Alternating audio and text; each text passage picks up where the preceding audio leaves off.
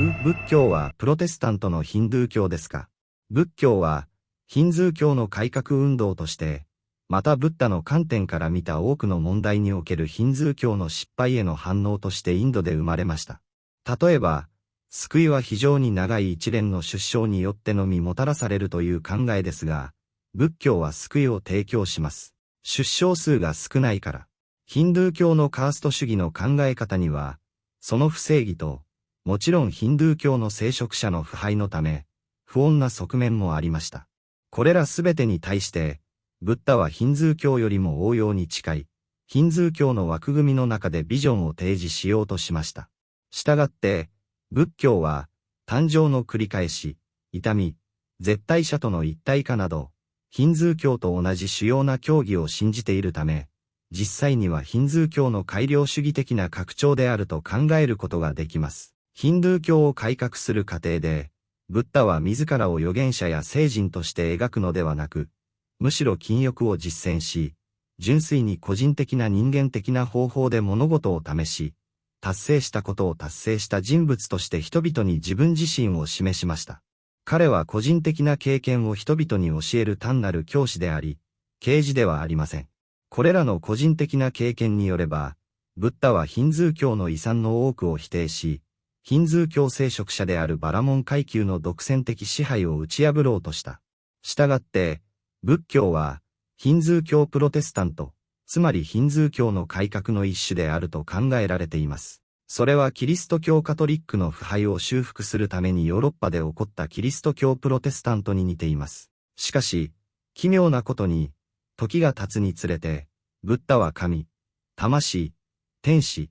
サタンなどの目に見えないものを無視するようになりすぎました。したがって、ブッダは他のことに気を取られることなく、瞑想と繰り返しの誕生を速やかに取り除くという哲学に集中したかったのでしょうか。それとも、ブッダが望んでいない、ヒンズー教の思想やヒンズー教の神々を呼び起こすというオカルトの分野に参入したかったのでしょうか。実際、釈迦がオカルトについて話すことに関して完全な沈黙を貫いた動機はわかりませんが、おそらくブッダを取り巻く環境全体がオカルトで飽和していたため、その問題について再び話す必要がなかったのでしょう。釈迦は自らの哲学を、神や僧侶に頼らずに人間が自ら救いを達成する個人的な救いとして提示しました。彼の救いの哲学の基礎は、私たちが説明したように、8つの枝に従う一方で、精神的な静けさ、熟考、そして直感的な経験に基づいています。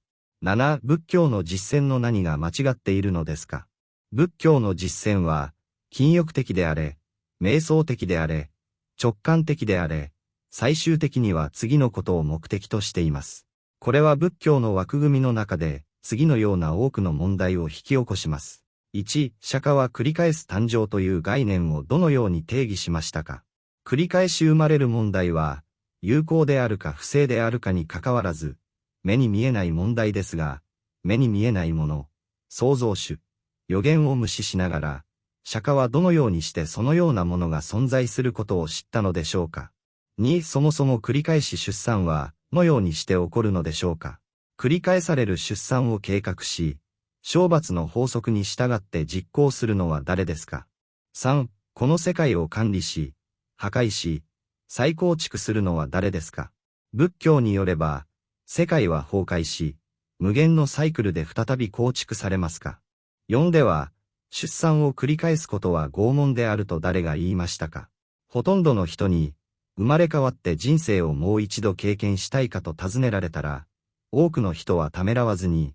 はいと答えるでしょう。5-5番目の問題は、ヒンズー教の体内から生まれた仏教が、存在を苦しみや痛みとみなしているということであり、これは間違っています。これは心理的な治療が必要な悲観的な見方です。仏教における存在の目的は存在を取り除くことであり、これは究極の悲観主義です。したがって、ショーペンハウアーやニーチェなど、世界の悲観主義の哲学者たちは、仏教の著作を読むことに悲観主義の源泉を持っていました。この悲観的な見方は、違いなく間違った見方です。なぜなら、この世には多くの善と無数の祝福があり、苦しみや痛みは、たとえ存在するとしても、ほんの少量の知恵であり、より大きな善であり、善、悪、苦しみはすべて自分の中に存在するからです。神の割り当てと神の知恵の枠組み。苦難に対するイスラム教の見解は、苦難は義務であり試練であるというものであり、